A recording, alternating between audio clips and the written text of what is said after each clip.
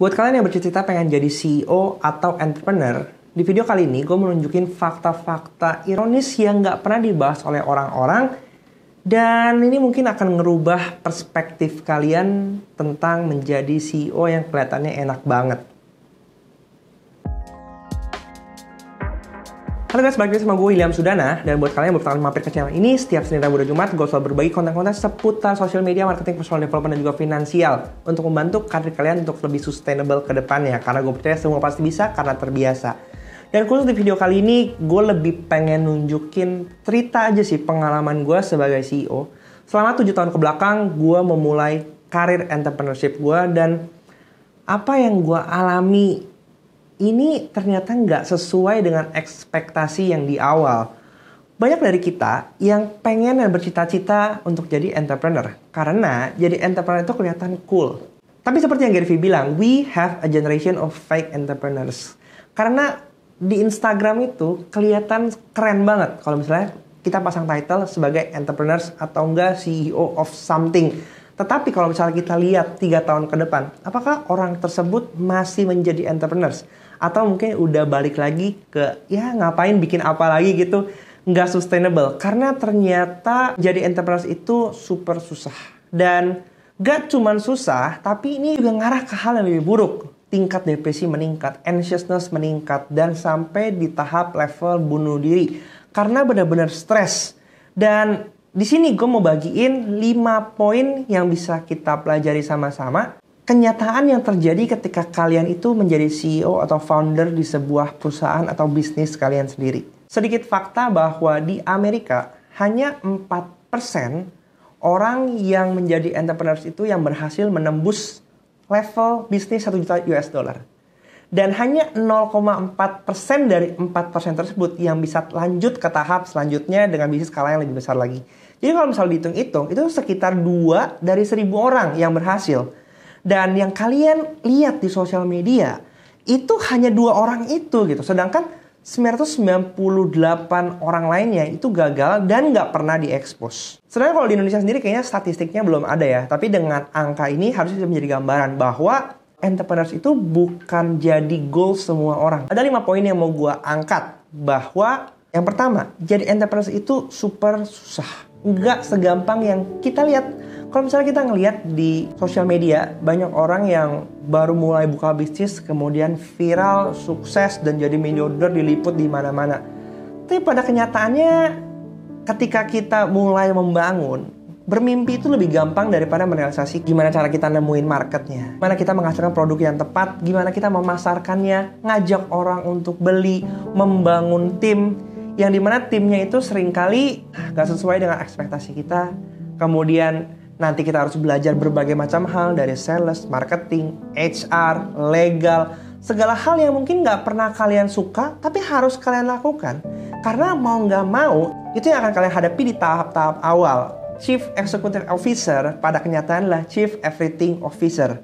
Dan kalau misalnya nggak kalian lakukan, kalian mau berharap ke siapa lagi? Karena pada tahap awal ini, mungkin banyak CEO yang mulai bisnisnya dengan kapital yang minim. Mereka bermodalkan ide dan juga passion mulai karirnya, tapi nggak punya kapital. Sehingga dengan limitasi kapital ini, human resource yang dimiliki juga sedikit. Jadi mereka mau nggak mau harus mengerjakan semuanya sendiri. Artinya di sini, flexible time yang dilempar di sosial media, itu semua adalah fana. Fleksibel di sini artinya bukan freedom, tapi not to have freedom.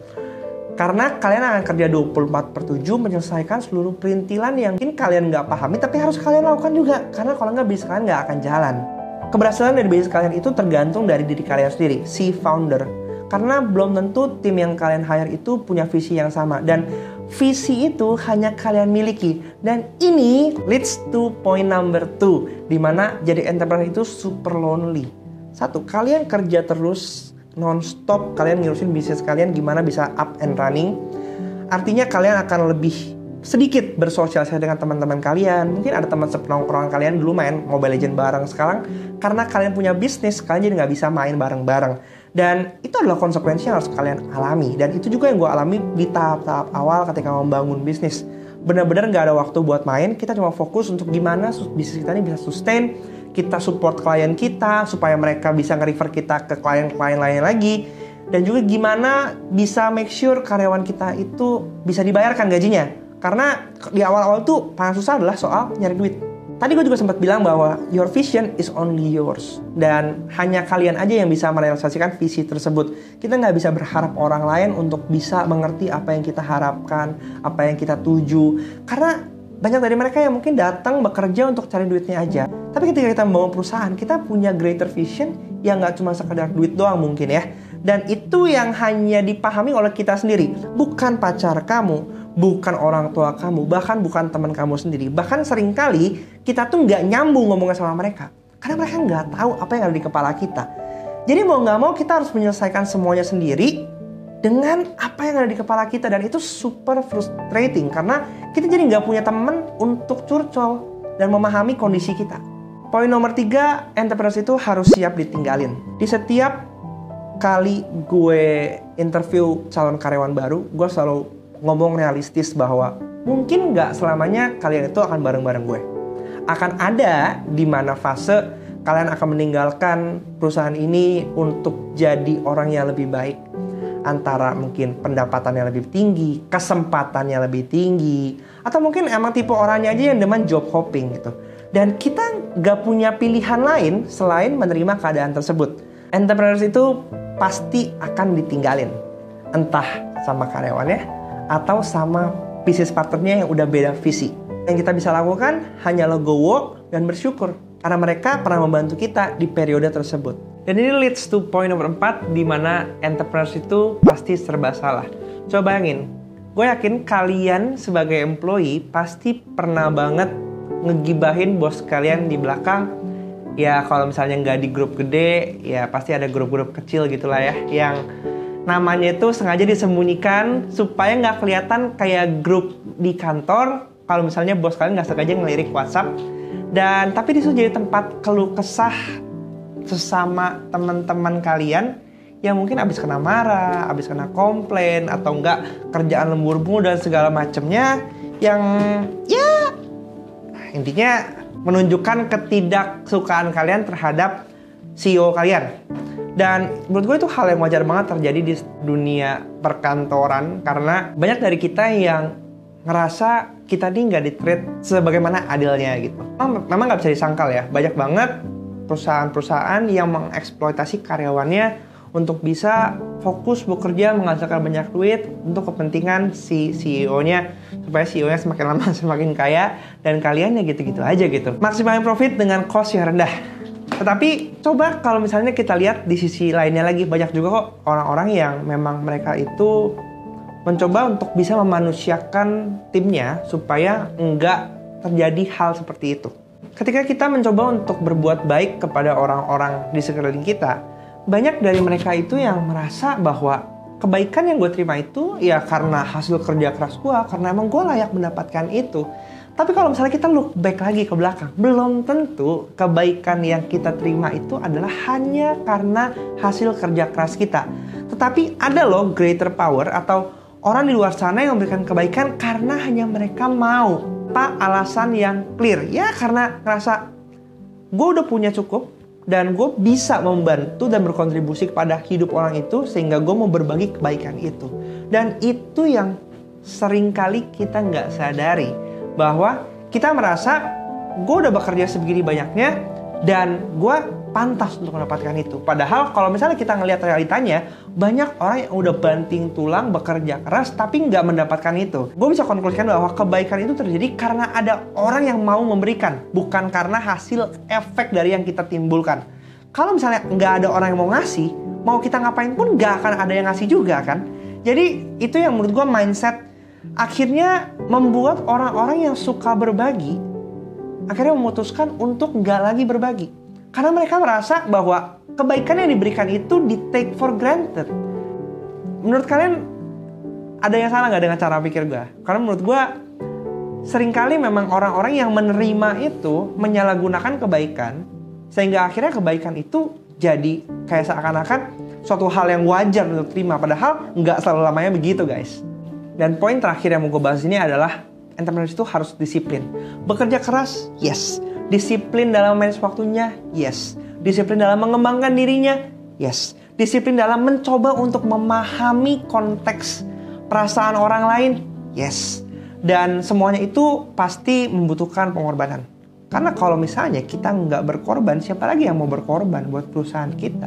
Kita nggak bisa expect tim kita untuk berkorban gitu. Karena mereka mungkin belum tentu punya emotionally attachment dengan apa yang kita bangun. Karena itu semua milik kita.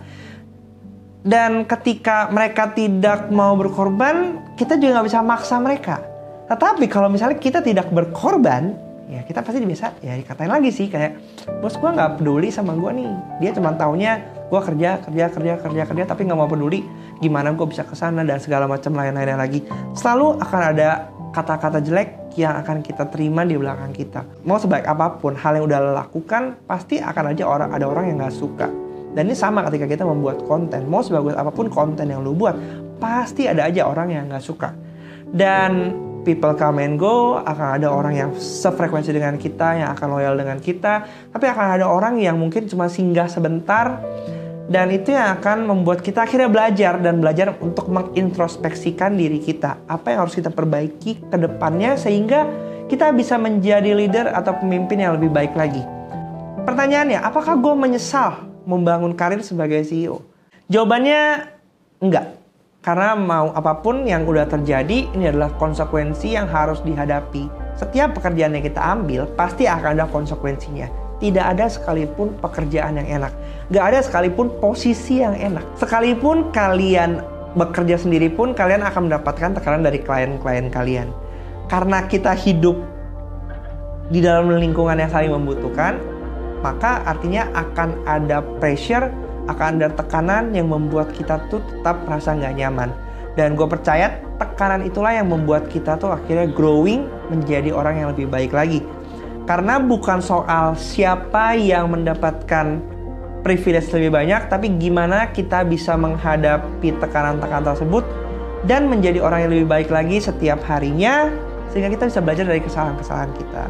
So buat kalian yang suka dengan tipe video seperti ini, kalian bisa like video ini dengan satu tombol kecil yang ada di bawah sini. Karena satu like dari kalian itu akan membantu video ini untuk bisa tersebar, terpapar lagi ke banyak orang lainnya. Dan terutama buat kalian yang ngerasa pengen jadi CEO, mungkin setelah video ini kalian bisa ngerasa, gue siap nggak ya untuk bisa menghadapi semua poin-poinnya tadi. Kalau misalnya nggak siap ya nggak apa-apa juga. Bahwa nggak harus kok kita bangun karir itu jadi CEO untuk bisa sukses.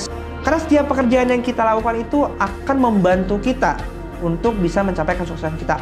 Selama kita melakukan dengan benar, setiap pekerjaan kita adalah bentuk pelayanan kita terhadap orang lain. Sampai jumpa di video selanjutnya. Semua pasti bisa karena terbiasa. Bye.